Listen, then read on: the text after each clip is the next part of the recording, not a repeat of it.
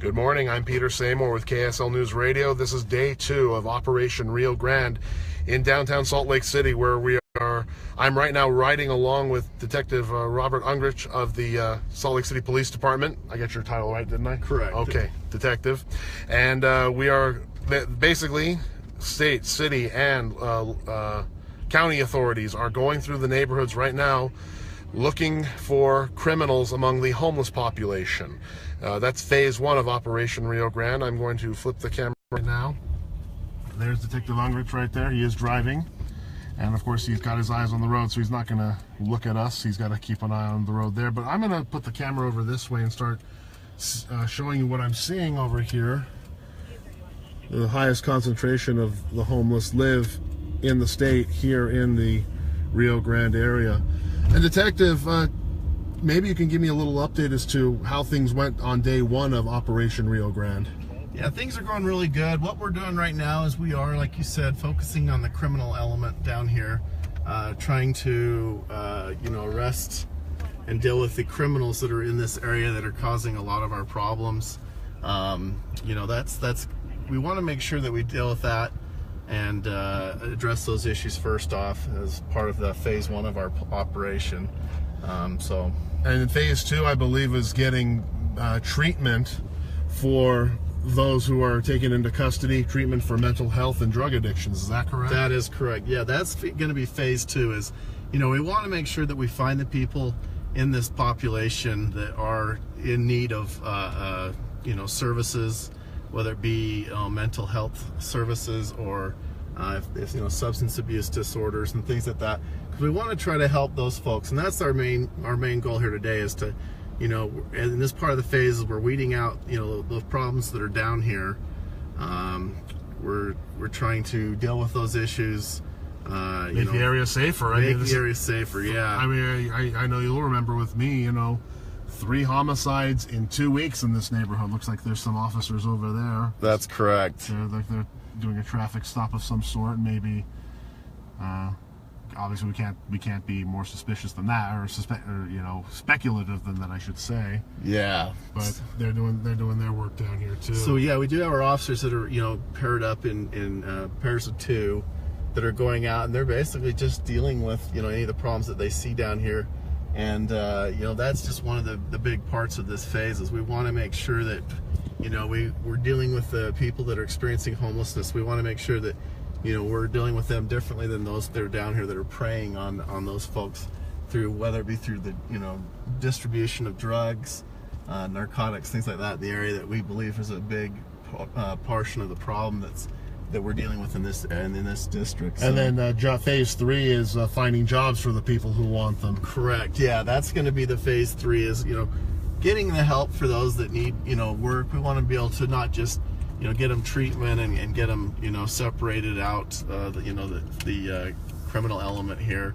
We also want to help those who need help with finding jobs, and so there'll be different state, city. It's going to be a collaborated effort with all state, county, local officials to try to get these people jobs and help them, because we want them to be successful contributing members of society and staying off the streets where they'll be victimized. Correct. That's a big thing, is that we feel that if we can deal with the drug issues down here and those that are basically the criminal elements that are going on, then we can start to focus on those who really are down here, because we know this is a population that's vulnerable.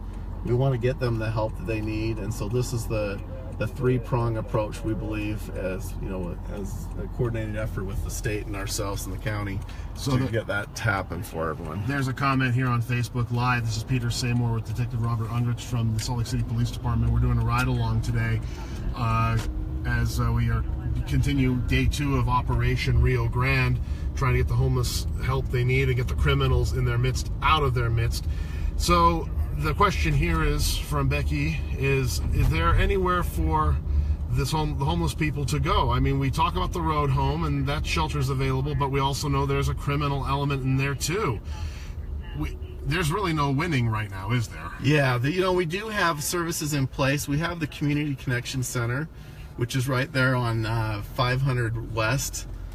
So we've got the Community Connection Center that's there for people that are seeking. We've got social workers that are on hand there. that can help these people get the resources they need.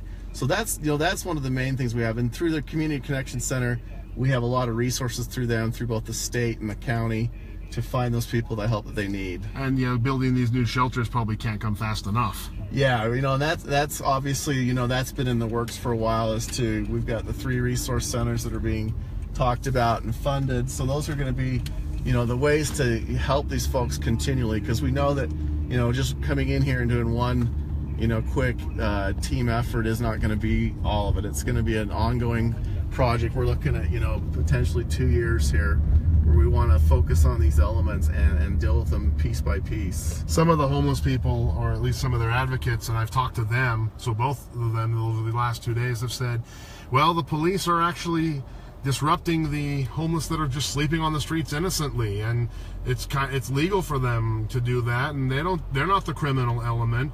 What are authorities saying in that vein, or to that, or how are they responding to that, I should say? Well, what we're doing is, we obviously, in order to, find those people that are here preying on the people that are really in need of services, we have to make contact with a lot of people here. That's going to be a surgical type effort to, find out who's who down here, and that's the hard part about this, is finding out who's who, and then as soon as we can segregate those people out that are causing the problems, then we can help those that are in need. But unfortunately, there's going to be a little bit of disruption with everybody down here as we try to sort this out and get everyone the help that they need. And then right after this, I'm sure at a certain phase, or part of phase 1, is simply just cleaning up the mess here. Correct. Yeah, I know there's been talk of bringing in street sweepers. That's one of the efforts here. As you can see, we've got a lot of trash and debris that's been left over. I would assume from people that have been, removed from this area, whether it be for assistance with, those that are experiencing homelessness, or those that are, wanting help with substance abuse disorders. So yeah, those are the kind of things right here. And then of course we've taken those to jail that have warrants and that are causing the problems down here. Yeah, and that's got to be really difficult too, and heartbreaking. As I said yesterday when we were both out here, there were no winners, and it was just sad. I mean, it's just a sad commentary on humanity, because these people need help, and there's criminals among them, and then the people who get caught up in the middle of this are angry, and it's just hard. How do you as an officer deal with it on a daily basis, especially in this neighborhood? It is hard. I've been seeing this. I've been a cop for 18 years, and we've always had problems at the shelter, but in this area. But over the last couple of years, we've seen it kind of explode, and so it's hard because we're compassionate as a police department. We want to make sure that the people here that are seeking the help are able to get that help. We want to make sure that we can provide those services, but in that same regard, we got to also deal with the criminal aspects that are down here, and so yeah, for me personally, every time I drive by this area, I always part of me just kind of aches for some of these people, because I know there's people down here that are in real need of services and help. So as an officer, seeing that, it's hard for us, and I know that our officers that work down here feel the same way when I've talked with them that are down here every day, because there are people down here that really are simply here because of things that have happened in their lives that are out of their control, whether it be loss of jobs, whether it be substance abuse disorders or mental health issues. And so yeah, I mean, that's the thing that we need to, and we are dealing with as officers, keeping the compassion in this business. Not just looking at these folks down here as a burden on us, because that's not what they are at all. This is a chance for us to really help them. We've done several efforts in the past where we've focused on these same type of things, and this is just an effort that we've actually involving a lot more state and county, city officials that have come to the table and really come up with some what we think are great ideas to try to resolve some of these issues and clean up this area.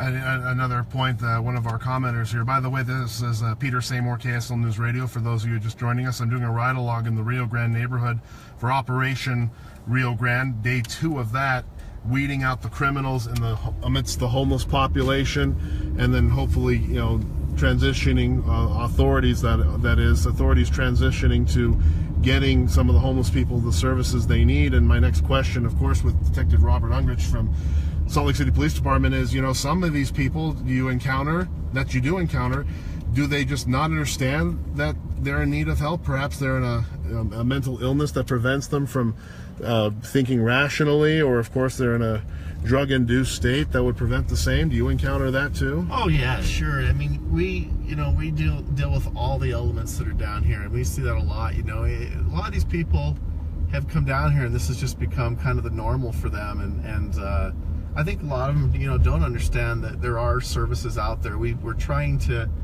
been doing that over the years, trying to reach out to these people. We open our community connection center so that we can connect them to resources they need. But yeah, I think our officers are encountering a lot of that as they're down here, that people aren't fully aware of the services that are available to them. I mean, that's the thing, is we want that, and this is a really big part of our mission here, is to educate these folks and provide them a list of things that are available for them, and hopefully get them into a state where they can even understand it. I mean, correct. They might be told, okay, we've got this, and this available for you, but what services, for example? Are we talking workforce services? Are we talking substance treatment? What are we talking here? I believe that those are the services that are going to be working with these folks. As we do have workforce services that are going to be involved through the state.